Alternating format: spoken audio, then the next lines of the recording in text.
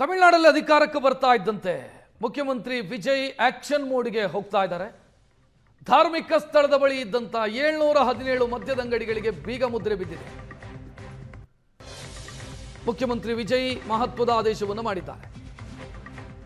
ಜನವಸತಿ ಪ್ರದೇಶದ ಬಳಿ 500 ಮೀಟರ್ ಇರುವಂತಹ ಲಿಕ್ಕರ್ ಶಾಪ್ಗಳಿಗೆ ಬೀಗ ಮುದ್ರೆ ಬಿದ್ದಿರೋ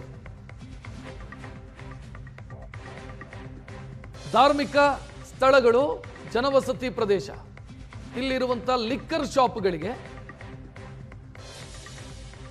ಬೀಗ ಹಾಕುವಂತ ಆದೇಶವನ್ನ ವಿಜಯ್ ಅವರು ಮಾಡಿರೋದು. ಮೊನ್ನೆ ಅಧಿಕಾರಕ್ಕೆ ಏರ್ತಾ ಇದ್ದಂತೆ ತಾವು ಕೊಟ್ಟಿರುವಂತ ಭರವಸೆಗಳ ಪೈಕಿ ಕೆಲ ಭರವಸೆಗಳನ್ನು ಈಡೇರಿಸಿದ್ರು, ಅದಕ್ಕೆ ಸಿಗ್ನೇಚರ್ ಮಾಡಿದ್ರು. ಇನ್ನು ವಿಜಯ್ಗೆ ದೊಡ್ಡ ಮಟ್ಟದಲ್ಲಿ ವೋಟ್ ಬಿದ್ದಿರೋದು ಮಹಿಳಾ ಮತದಾರರು. ಆ ಮಹಿಳಾ ಮತದಾರರದ್ದು ಸಿಟ್ಟಿದ್ದಿದ್ದೆ ರಾಜ್ಯದಲ್ಲಿ ಇರುವಂತಹ ಮದ್ಯದಂಗಡಿಗಳ ಮೇಲೆ.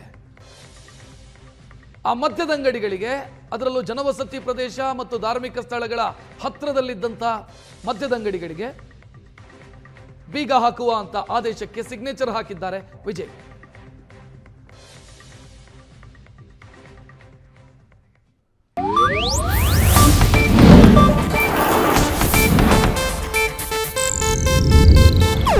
ಇದು ಏಷ್ಯಾನೆಟ್ ನ್ಯೂಸ್ ನೆಟ್ವರ್ಕ್ ಪ್ರಸ್ತುತಿ.